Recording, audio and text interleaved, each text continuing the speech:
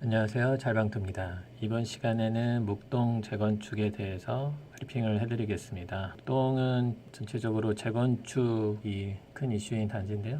이번 정권에서 재건축 안전진단 강화 때문에 목동이 상승세가 크게 위축이 됐었습니다. 이제 재건축 이외에는 크게 이제 가격을 오를 만한 호재가 없다고 생각을 했었는데 한번 이변이 있었죠.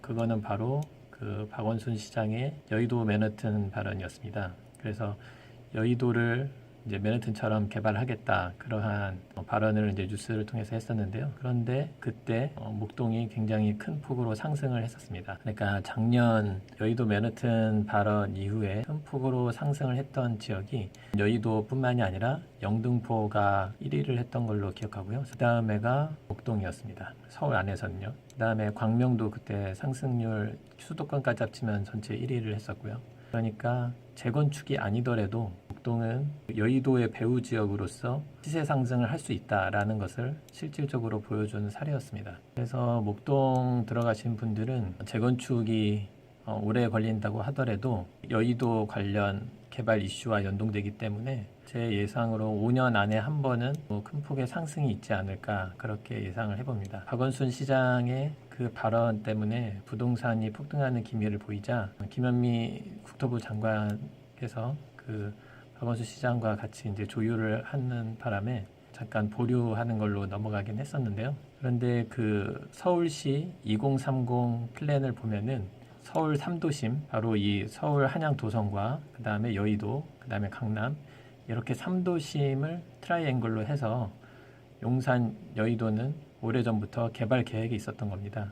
그렇기 때문에 타이밍의 문제지 결국에는 개발을 하게 되어 있습니다. 여의도의 개발에 그 호재를 잇는 지역이 영등포구와 그 다음에 양천구라는 것을 서울시장 발언 때 확실하게 그 매수 세력이 있다는 것을 증명을 해보였기 때문에 여의도 개발과 동시에 오를 수 있다는 점 항상 염두해 주시기 바랍니다. 5년 안에 선거가 몇 번 있겠습니까? 당장 내년에 국회의원 선거가 있고요. 대통령 선거도 5년 안에 있죠. 그렇기 때문에 아직 정치적 변수는 무궁무진하게 많습니다. 어떠한 부동산 공약을 가지고 있는 당이 당선될지도 모르고 공약이 그 시대의 흐름에 따라서 언제든지 바뀔 수 있기 때문에 변수가 굉장히 많고 어떠한 공약이든 2030 플랜은 진보 정권이든 보수 정권이든 계속 있어 왔기 때문에 언젠가는 시행이 된다. 차분하게 기다리시면은 목동 지역도 한 번은 상승이 올 거라고 생각이 됩니다. 그리고 이제 작은 호재로는 이 목동 경전철이 지나갑니다.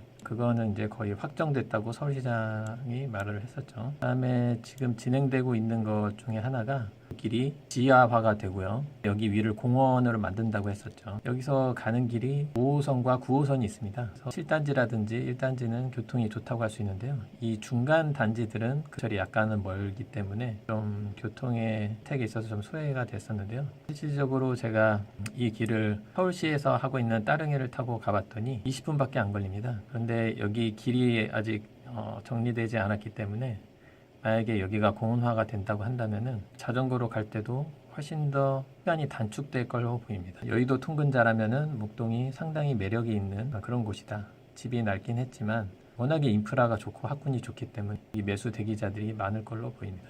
게다가 여의도를 개발하면은 더 많은 통근자들이 생기겠죠. 뿐만 아니라 이 마곡에서도 굉장히 가깝기 때문에 마곡도 5호선과 9호선을 가지고 있는데 여기에 있는 출퇴근자의 수요를 충분히 목동으로 가져갈 수 있다. 왜냐면은 마곡에 기업들이 많이 이주를 하는데 너무나 그 집이 부족합니다. 오피스텔은 그래도 공급이 있다고 하는데 아파트가 너무 부족하기 때문에 마곡에 있는 그리고 자녀를 가지고 있는 그런 수요자들이 목동으로 많이 유입될 것으로 기대가 됩니다. 그리고 특히 원래 목동은 뒷단지를 바로 밑으로 보면 됩니다.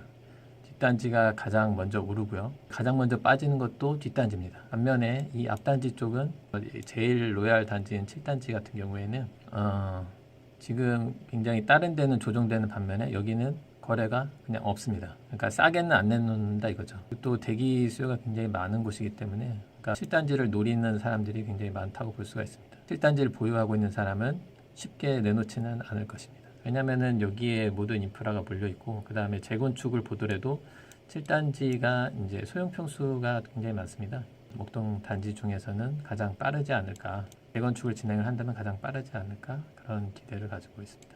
그래서 목동 같은 경우에는 그동안에는 재건축에만 사람들이 상승 요인이라고 생각을 했지만, 원순 시장의 여의도 발언 이후에 나타난 그런 시세 상승을 보건대 여의도랑도 같은 테마로 묶여 있다, 이렇게 정리해 볼 수 있겠습니다. 그리고 또 하나의 호재가 철도 기지가 있는데요. 여기가 이제 이전을 하고 상업시설이 들어온다고 합니다. 그렇다면 소음뿐만이 아니라 여기에 마침 여기에 센터에만 상업시설이 있었는데 여기에 부족했던 상업시설이 생기면서 이 주변 아파트들이 수혜를 볼 것으로 기대가 됩니다. 그래서 12단지, 13단지, 14단지 모두 다 이제 수혜를 볼 걸로 예상이 되기 때문에 여기도 굉장히 관심을 가져볼 만하고요. 그 다음에 여기도요, 여기도 이제 새로 경전철이 들어온다고 하죠.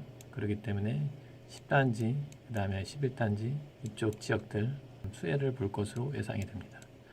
그리고 아까도 말씀드렸듯이 이 앞이 공원이 되기 때문에 4단지와 7단지, 5단지, 6단지 모두 이제 수혜를 보겠죠. 일단은 미세먼지도 많이 줄고 소음도 많이 줄고, 그다음에 여의도 접근성도 자전거라든지 도보로의 길이 훨씬 더 쾌적하게 바뀌기 때문에 이쪽도 수혜를 본다고 할 수 있겠습니다. 중단기적으로는 수혜를 염두에 두시고 5년 이내에는 여의도 개발과 동시에 재건축이 아니더라도 시세 차익이 날 것으로 예상이 됩니다. 요즘 안전진단을 심사를 준비하고 있다라는 이제 소문이 돌고 있긴 한데요. 그거는 아직 저는 물음표라고 해두겠습니다. 왜냐하면 이것이 통과할지 통과하지 않을지는 해봐야 되기 때문에 송파구 지역에서도 그걸 준비한다고 하는데 거기가 먼저 심사를 넣었을 때 그 통과 여부가 이 목동으로까지 연결되지 않을까 조심스럽게 예측을 해봅니다. 그때 다시 한번 제가 영상을 업데이트 해보도록 하겠습니다. 이것으로 목동의 현황과 그 다음에 앞으로 전망에 관해서 말씀을 드렸는데요. 목동을 투자하고 싶어 하시는 매수대기자분들은 이제 타이밍을 잘 봐야 됩니다. 지난번 상승장에 겪어보셨던 분은 아시겠지만 목동이 한번 상승을 하면은 거의 직각으로 이렇게 올라갑니다. 그러니까 많이 있던 매물이 갑자기 순식간에 없어지기 때문에 물건을 구하기가 굉장히 힘듭니다. 이거는 이제 소형평부터 나가기 때문에 소형평형 20평형대부터 나가기 때문에 20평형 좋은 거 로얄동 로얄층 잡기가 굉장히 힘듭니다. 그렇기 때문에 이제 들어가시려면은 하락기, 그 다음에 조정기, 지지는 소강 상태일 때 그때 잘 보셨다가 급매를 치는 것이 좋을 걸로 보입니다. 목동 시세는 이렇게 직선으로 팍 올라갔다가 조정을 이렇게 살짝 받고요. 그 다음에 다시 또 이렇게 팍 올라가는데 지금 보면은 2016년, 2017년까지 가격을 아직도 내려가지는 않았습니다. 그러니까 아무리 조정받더라 하더라도 그 폭등기 이전 그 초입 가격으로는 떨어지지가 않습니다. 이렇게 계단식이라고 하죠. 7단지 같이 인기 있는 지역은 이렇게 횡보하면서 조정을 받는데 7단지라든지 그 외의 단지들은 조정을 받습니다. 약간 떨어지죠. 근데 이렇게 떨어지더라도 결국에는 여기 초입보다는 높은 가격입니다. 그렇기 때문에 조정을 너무 두려워하지 마시고 적당한 조정이 왔을 때 그때 사는 것이 장기적으로 봤을 때 손해가 아니다라는 것을 염두에 두시고 매수를 하시길 바랍니다. 앞으로도 목동도 가 있을 때마다 업데이트를 할 텐데요. 정보를 계속 업데이트 받으시고 싶은 분은 구독하기를 눌러주시기 바랍니다. 감사합니다.